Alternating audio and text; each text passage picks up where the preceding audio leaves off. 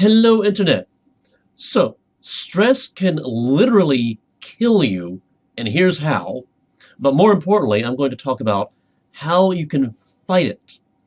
But first, let me welcome you to the Empirical Sword. I'm Lord Master DOC79, and I happen to believe that school doesn't teach. We have to be the masters of our education. And if you want to know more about that, I'll talk about that in a little bit. But first, this important bit of stress can kill you. How does that happen? Well, I'm sure probably everybody, or at least most people, are familiar with the cortisol hormone. It's like in pretty much all over the place now. And the stress hormone. I mean, there are other stress hormones, by the way. But I'm not going to bog you down in like the physiological mechanisms going on, just like the high points. So what happens as a result of prolonged stress or anxiety or frustration? I'm not talking about like somebody cuts you off in traffic and you're like, and then in a few minutes you're okay. And I'm talking about the people who are like somebody cuts them off in traffic and then they spend the rest of the day like. I actually have to work with someone like this. She's actually the supervisor. And every time one little thing goes wrong, she gets a little more angry, and then a little more angry, and then a little more angry. And I have heard her call people stupid right to their faces. But that's kind of beside the point. The point is these people are out there, and stress can kill. Literally. And what happens is, again, the high points, just the high points, as a response to this prolonged stress, day after day after day after day of just stress, what happens is, or some of the things that can happen, your body begins to store more fat, cortisol, or at least that's attributed to cortisol. There's a lot of nuance in the research, but you do start accumulating more fat with increased stress. Sometimes, some people do. Some people just they do like me. They get skinnier. But most people, more fat. Your body goes into a power saving mode. You get tired and kind of lazy and just want to lounge around and just maybe take naps all day. Your metabolism actually slows down, and you get hungry, and you crave usually the things that you think taste the best, which are in today's world are usually the things that are not good for you, like ice cream and pizza and candy bars and cake and cake and cake and cake and cake. I don't know why people love cake so much. But here's the thing.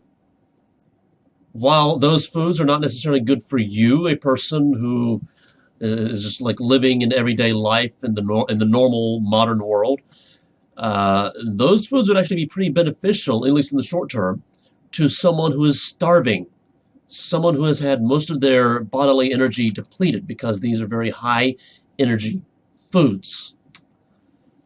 And I say this because you're back in the olden caveman days.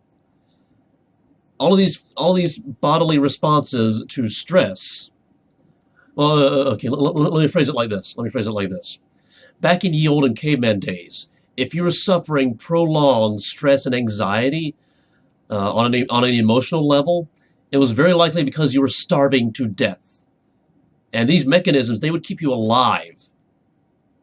They would put your body into a low power consumption state, storing as much energy as possible and eating anything. And I mean anything.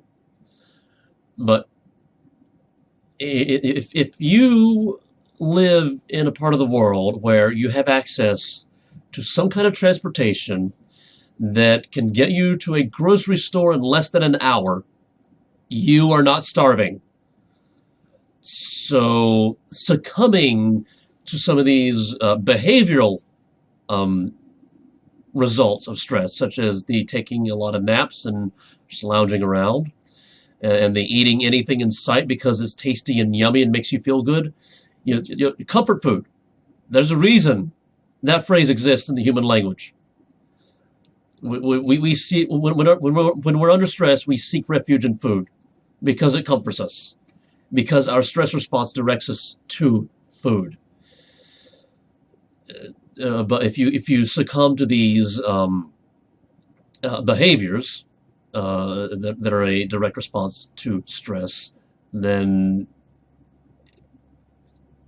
because you're not starving, you're going to have health problems. Increased fat, increased hypertension, heart disease, and you have fat accumulation in your arteries, things like that, which can and will eventually kill you. And of course, the obvious ways to prevent this from happening: don't eat everything in sight. No matter how stressed you are and how tasty that chocolate cake seems, don't eat it. Be healthy. Eat a healthy diet. In fact, if you're under stress, then eat healthier than you normally would. And I don't mean starve yourself. Don't actually convince your body. Don't convince your body that you are starving. You need to convince your body that you're not starving by eating healthily and not gorging on all the chocolate cake and ice cream you can find because it makes you feel good. You get your proteins and your vegetables and your fruits and all of that, and exercise. When you're under stress, your body wants to go into a low power state. You need to bring your body into a high power state. Get those muscles working.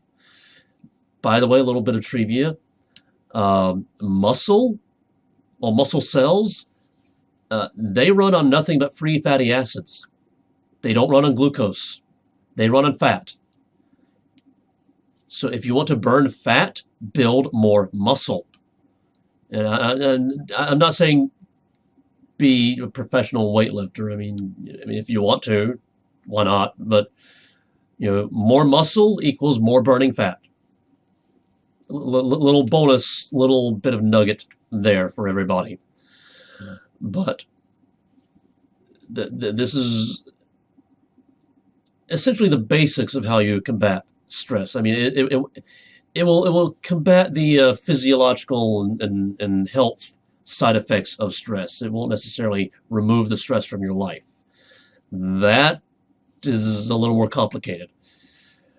But I still believe that this information is valuable and can actually save lives. And because this information can save lives, don't be afraid to share it with people who might need it.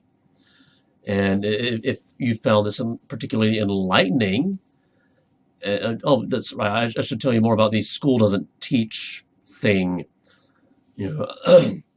Essentially, the school system was designed to train everybody to be factory workers and then babysit them until they're old enough to work in factories. And it's not really about teaching. If you want to actually learn things, you have to go somewhere else, at least for now, until we can reform the school system. And this is kind of the point of this little School Doesn't Teach playlist. I'm wanting to raise awareness and give people the things that school is not teaching but should be. And I particularly want to get this in front of gamers, because I believe that a lot of people go into gaming or seek refuge in gaming because they just give up.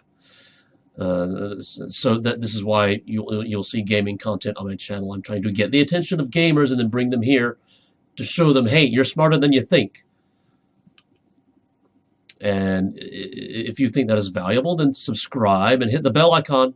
Don't forget that bell icon, because that is how you get notified whenever I drop a video like this or like one of my gaming videos.